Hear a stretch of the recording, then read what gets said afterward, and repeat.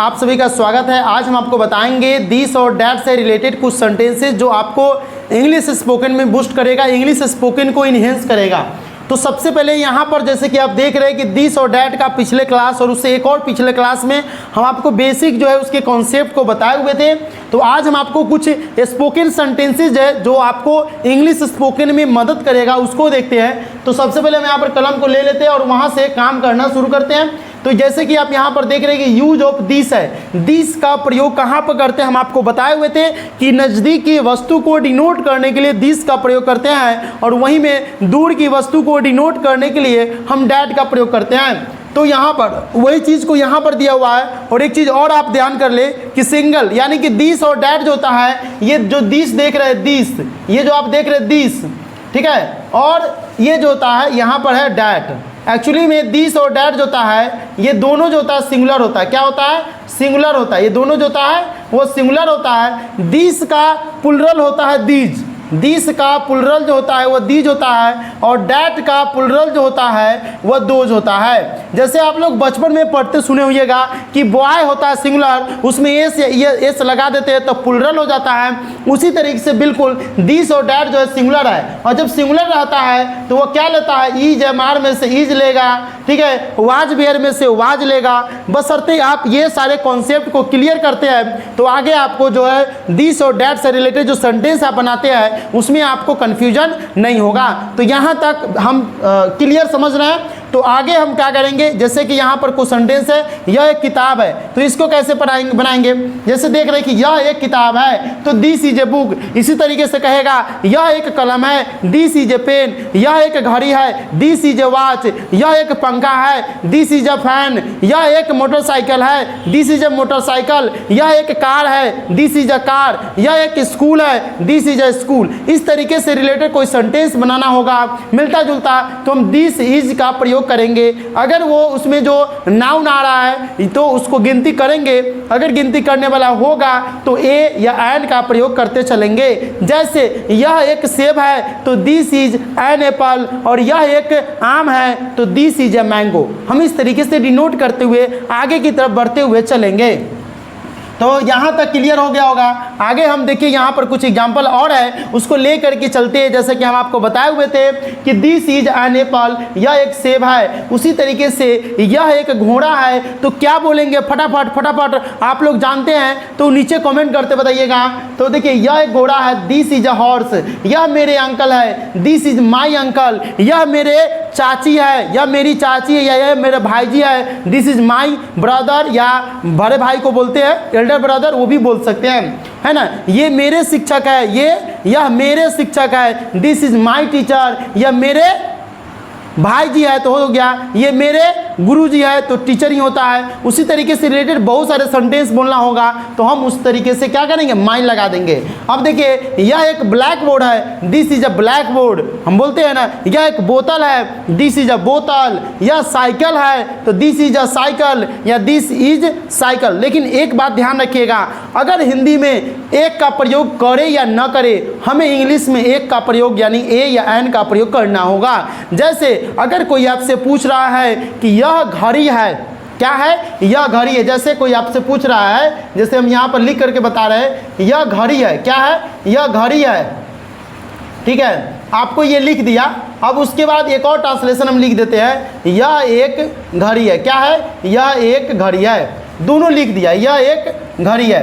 अब आप क्या करिएगा, दोनों जो लिखा हुआ है दोनों का ट्रांसलेशन एक ही होगा। क्या होगा? तो यह घड़ी है, फिर भी हम क्या बनाएंगे? This is a watch. क्या बनाएंगे? This is a watch. क्या बनाएंगे? This is a watch. क्यों? अब देखिए यह घड़ी है, घड़ी को हम गिन सकते हैं क्योंकि काउंटेबल नाउन होगा और उसमें एक हिंदी में रहे या न रहे उससे मतलब नहीं है, क्योंकि एक का जो होता है डिनोशन वो इंग्लिश में होता है। तो हम क्या बोलेंगे? This is a watch, this is a watch बोलेंगे। या आपको दोनों में से कोई भी ट्रांसलेशन पूछे वही बनेगा। यह एक घड़ी है, दिस इज अ वॉच, या यह घड़ी है, दिस इज अ वॉच। उसी तरीके से आपको पूछेगा कि यह कलम है या यह एक कलम है तो दिस इज अ पेन। आपको सीधे पूछे यह कलम है, फिर भी हम बोलेंगे दिस इज अ पेन, ठीक है। उसी तरीके से बोलेंगे यह घड़ी है तो हम बता ही दिए है, यह मोबाइल है दिस इज अ मोबाइल, यह चश्मा है this is a spectacles goggles, यह लैपटॉप है दिस इज अ लैपटॉप, यह पंखा है दिस इज अ फैन। इस तरीके से ए का प्रयोग या एन का प्रयोग करते हुए चलेंगे। तो यहाँ पर कुछ इंग्लिश स्पोकन के सेंटेंसेज हैं जो आपको इंग्लिश स्पोकन में इन्हेंस करेगा। आगे आपको देख सकते हैं यह स्टेडियम है दिस इज अ स्टेडियम, उसी तरीके से यह आम नहीं है। अब नॉट वाला कहेगा तो कैसे करेंगे, देखिए नॉट वाला में इज के बाद हम नॉट का प्रयोग करेंगे। जैसे आप यहाँ पर देख रहे हैं कि यह आम नहीं है this is not a mango, यह पेड़ है दिस, देखिए इस यह पेड़ है, इसमें नहीं छूट गया हुआ है तो आप इसको लिख सकते हैं इस तरीके से कि यह पेड़ नहीं है। क्या होगा, यह पेड़ नहीं है। तो किस तरीके से हम लिखेंगे, यह पेड़ नहीं है तो हम लिखेंगे, देख सकते हैं यहाँ पर इसके लिए हम क्या करेंगे दिस के बाद क्या करेंगे, है जो रहेगा, ये है जो देख रहे हैं इसके लिए इज लगा लेंगे, और ये जो नॉट रहेगा इसको हम नॉट लगा लेंगे यहाँ पर। और देखिए पेड़ को हम गिन सकते हैं, इसके बाद ए लगा करके ट्री कर देंगे। इस तरीके से this is not a tree हमारा बनेगा। अब देखिए पहले नंबर पर क्या करेंगे, यह को पहले नंबर पर लिख देंगे, उसके बाद यह है जो रहेगा दूसरे नंबर पर, नॉट को तीसरे नंबर पर और पेड़ को चौथे नंबर पर। इस तरीके से डिनोशन होता है और इसी तरीके से नोट वाला हो ट्रांसलेशन को कंप्लीट बनाया जाता है। तो इसी तरीके से यह एक मोबाइल नहीं है, this is not A mobile. जितना ज़्यादा आप प्रैक्टिस करिएगा उतना ज़्यादा आपको इंग्लिश स्पोकन में मदद मिलेगा। तो यह एक लैपटॉप नहीं है, this is not a laptop. यह एक कलम नहीं है, this is not a pen. इस तरीके से आपको मन में जितना ज़्यादा हो सके सोचने की कोशिश करिएगा, क्योंकि सोचता है तो वह बनता है। जैसे ताजमहल बना तो ताजमहल कोई आदमी सोचा होगा दिमाग में, फिर उसके बाद उसको पेपर पर उतारा और तब जाकर के उसको डिजाइन किया गया, और आज ताजमहल पूरे वर्ल्ड में 7वें अजूबा में से एक अजूबा अपने देश में है। उसी तरीके से आपको कोई चीज़ अगर अमेजिंग, ऑर्डिनरी से एक्स्ट्रा ऑर्डिनरी बनना होगा तो ऑर्डिनरी का मतलब होता है साधारण लोग, एक्स्ट्रा ऑर्डिनरी का मतलब होता है असाधारण लोग। तो साधारण से अगर आपको असाधारण बनना है, एक्स्ट्रा बनना है तो एक्स्ट्रा मेहनत करना पड़ेगा। उसी तरीके से अगर आप इंग्लिश में चाहते हैं कि हम जल्दी इंग्लिश स्पोकन सीख सकें तो आपको इसको प्रैक्टिस करना होगा, ज़्यादा से ज़्यादा हो सके प्रैक्टिस करना होगा, बोलना होगा। देखिए कहीं ना कहीं कोई चीज़ को रट्टा भी जाता है, ज़रूर है।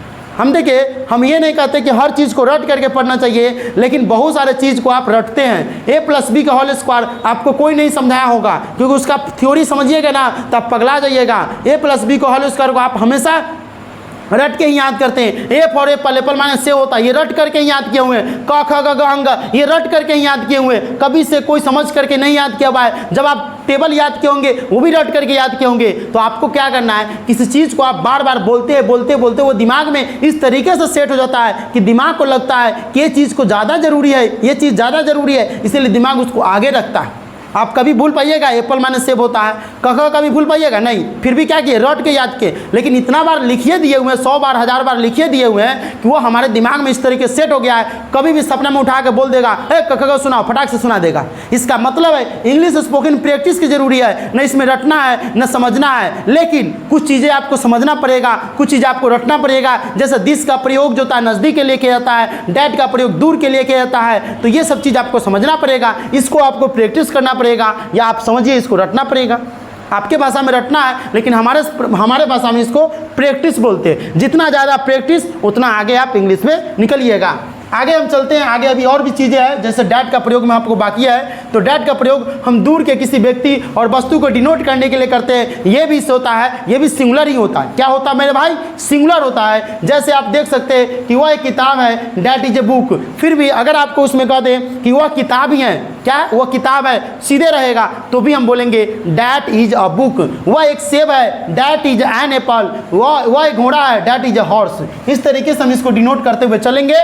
आगे आपको देख लीजिए, वो तो भाग गया तो भागने दीजिए। वह देव नहीं है, that is not, that is not Dev. अब देखिए नाम कोई रहेगा हम उसको गिन नहीं सकते हैं, नाम जो होता है वो प्रॉपर नाउन होता है, और प्रॉपर नाउन को हम कभी गिन नहीं सकते हैं। तो ये चीज़ को आपको ध्यान में रखना है कि प्रॉपर नाउन कोई नाम आएगा, पटना, दिल्ली, बम्बे, कुत्ता बिल्ली, तो ये कॉमन नाउन हो गया। लेकिन कुत्ता का नाम रख देंगे डॉगी, कुत्ता का नाम रख देंगे मोती, तो प्रॉपर नाउन हो गया। जैसे लड़का कहने से कॉमन नाउन, और लड़का का कोई नाम हो गया रामू, राजू, तो ये क्या हो गया प्रॉपर नाउन। उसी तरीके से लड़की कहने से कॉमन नाउन, लड़की का कोई नाम रख दिया रिया, प्रिया, कोई भी नाम रख देगा तो हो जाएगा प्रॉपर नाउन। शहर का नाम हो गया तो शहर कहने से कॉमन नाउन, शहर का नाम रख देंगे पटना, दिल्ली, मुंबई, प्रॉपर नाउन। ठीक है, इसी तरीके से याद रखिएगा प्रॉपर नाउन और कॉमन नाउन में क्या क्या अंतर होता है। तो कोई भी प्रॉपर नाउन आ जाएगा उसमें हम ए, एन या द यानी आर्टिकल का प्रयोग नहीं करते हैं।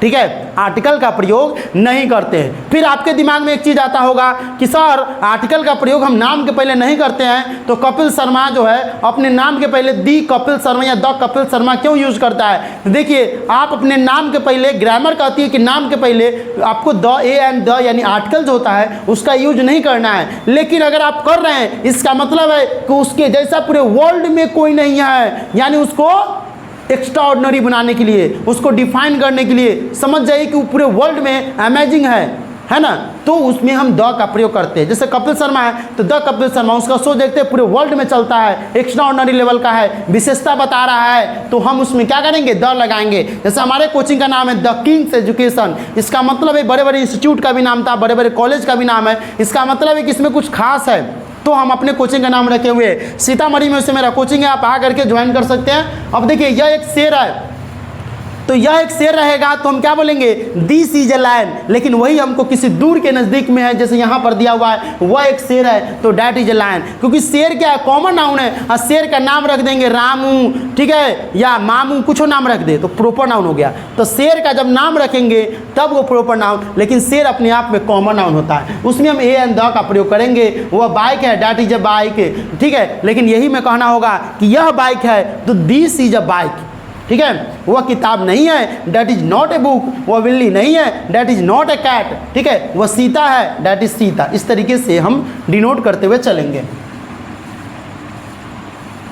ठीक है, अब ये देखिए दिस डैट का निगेटिव सेंटेंस भी हम कुछ लिए हुए हैं, इसको भी बनवा देते हैं। जैसे यह एक पंखा नहीं है तो that is not A fan, वह एक घोड़ा नहीं है, that is not a horse, यह मोबाइल नहीं है, this is not a mobile होगा यहाँ पर। ठीक है, वह कंप्यूटर नहीं है, this is not a computer, यह राहुल नहीं है, दिस इज नॉट राहुल। अब नाम के पहले हम ए एंड द का प्रयोग नहीं करते हैं। उसी तरीके से आगे अगर हम बढ़ेंगे तो यहाँ पर देखिए, वह यह राहुल नहीं हो गया, वह राधिका नहीं है, डैट इज नॉट राधिका, वह एक कलम नहीं है, that is not a pen. इस तरीके से दिस डैट का प्रयोग हम निगेटिव के रूप में भी कर लेते हैं। कभी कभी इंट्रोगेटिव में भी इसका प्रयोग आता है, उसको भी समझेंगे आज, इंट्रोगेटिव में किस तरीके से प्रयोग में करते हैं। ठीक है,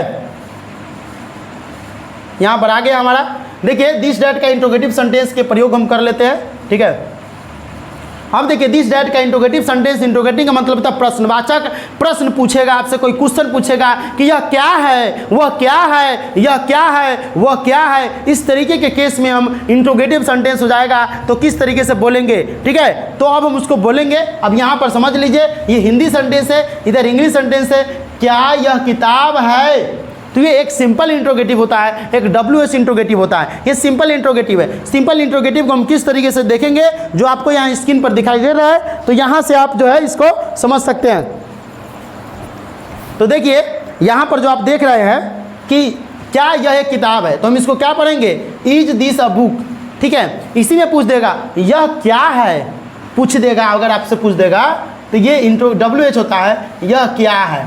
तब आप क्या करिएगा, यह क्या है, इसका मतलब है कि हम इसमें WH है तो बीच वाला को सबसे पहले लिखेंगे, व्हाट इज दिस, क्या हो जाएगा, व्हाट इज दिस, और साइन ऑफ इंट्रोगेशन। लेकिन ये आपको अगले कैटेगरी में पढ़ना है, आगे पढ़ना है। फिलहाल आपको अभी ये समझना है कि क्या यह किताब है, तो इज का प्रयोग शुरू में कर लेंगे। क्या वह कलम है, इज डैट ए पेन। क्या वह मोबाइल है, इज डैट अ मोबाइल। क्या वह घड़ी है, इज डैट अ वॉच। क्या वह पंखा है, इज डैट अ फैन। इस तरीके से स्पीच को ज़्यादा ज़्यादा स्पीडली बोलना होगा।